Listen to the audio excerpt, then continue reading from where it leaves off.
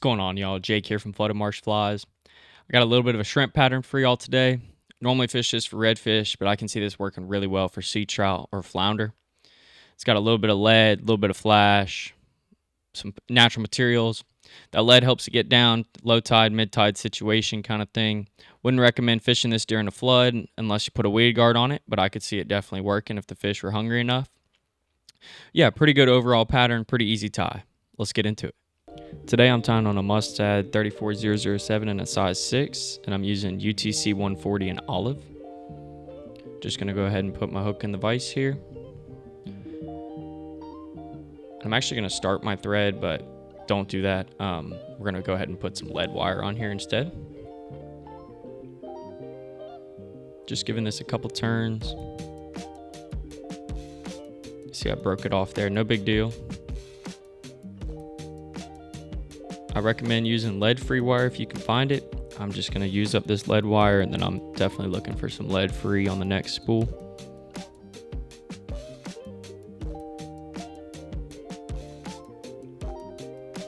Once I have that lead on there, I'm going to go ahead and start my thread. I'm going to aim to make a bump on either side of this piece of lead. That's just going to help hold it in place.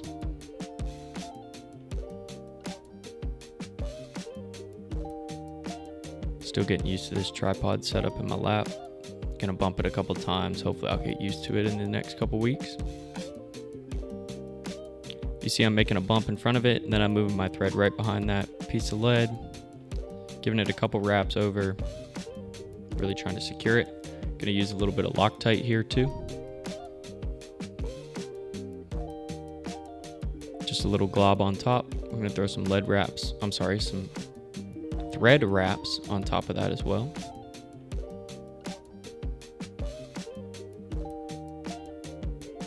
Also going to come in here with my bodkin, just kind of spread it out a little bit.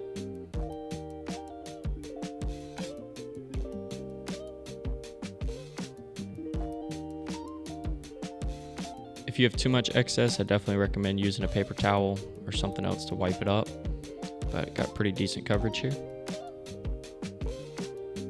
Gonna go ahead and give it a couple more wraps over top, just hoping to secure it, make sure it doesn't go anywhere. Then I'm gonna move this thread all the way back to the bend.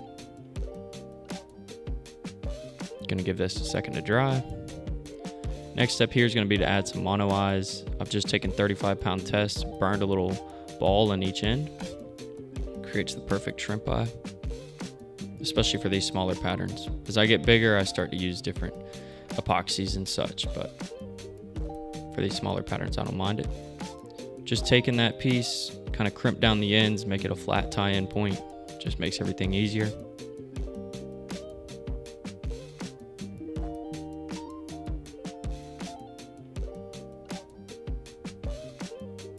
You see tying right on top of that flat point. Just gonna move my way down the shank here. Nice, tight, even pressure wraps. See, they're kind of stuck together there, so I'm going to go ahead and bend them backward.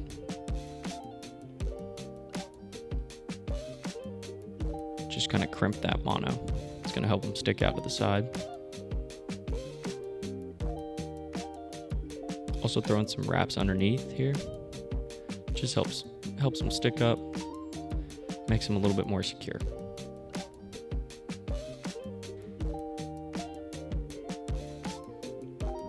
You can definitely make the stems of these mono eyes shorter, but I just like making them long. It makes them real secure.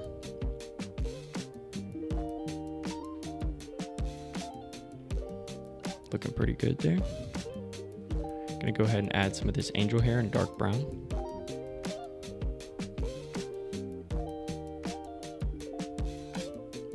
Just taking a little clump, not much. Probably a quarter the size of a pencil, maybe even a little less. Not worried about getting it even here. I'm just gonna go ahead and trim it after we tie it in anyway. Making sure to get it right on top of the shank.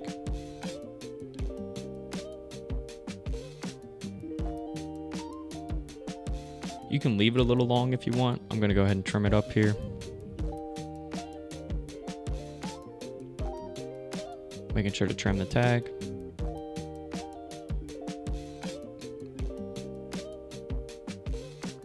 and just wrapping over, cleaning up that tie-in point.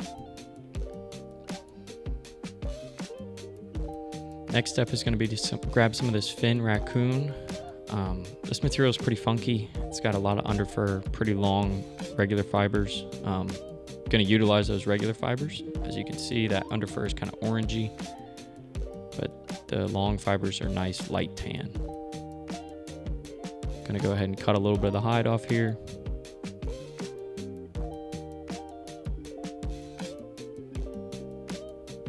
Even it out. Go ahead and cut it when I can. After I cut it here, I'm going to make sure to pull out some underfur. Can't talk today, y'all. It's been a long week.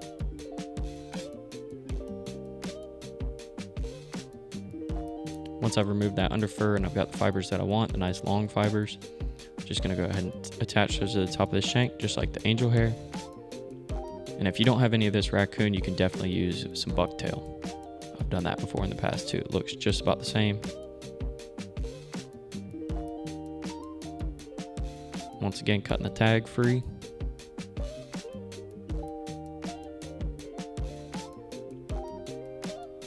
And cleaning up that tie-in point.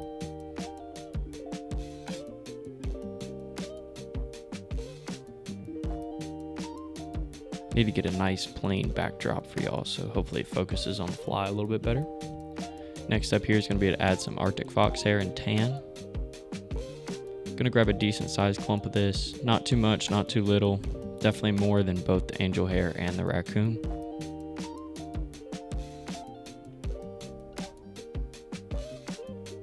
Just about like that. These fibers splay out nicely, once again pulling out that underfur. Don't want the tie-in to be too thick.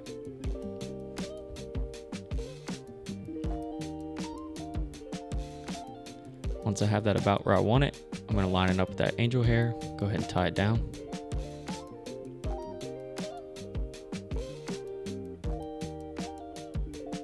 Basically repeat the same process as the others.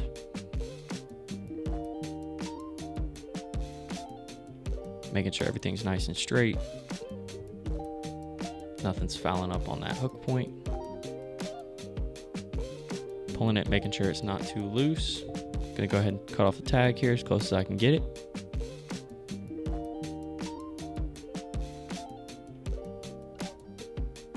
Next step here is going to be to pull up that Arctic Fox fur.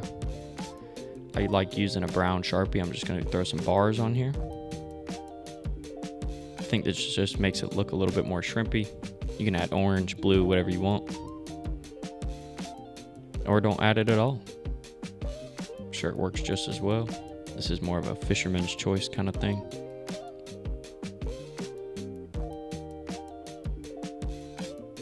Once that's done, I'm going to take some of this shrimp dub from Enrico Puglisi in 0.75 inch in tan. Really love this stuff. Gives it a nice flowy look.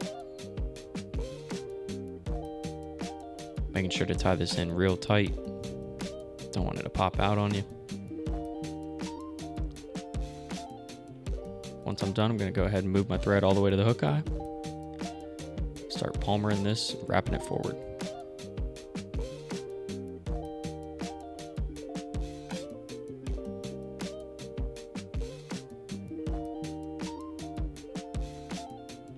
I'm not giving touching wraps here.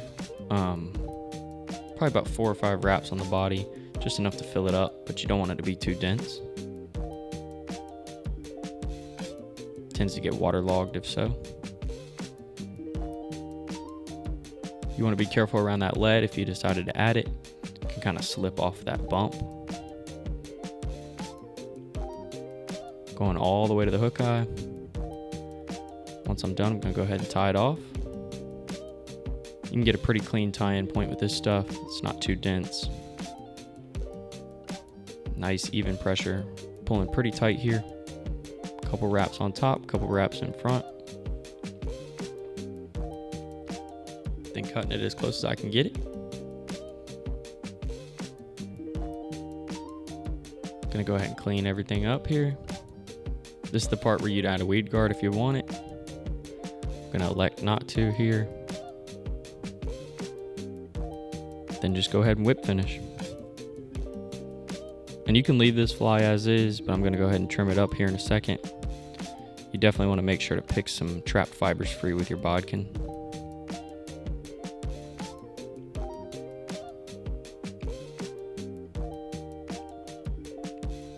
Number one thing with this fly is just to make sure not to crowd your hook eye with that brush.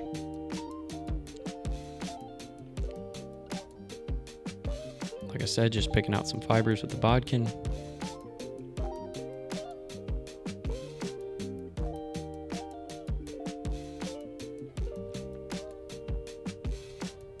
Brushing everything forward here.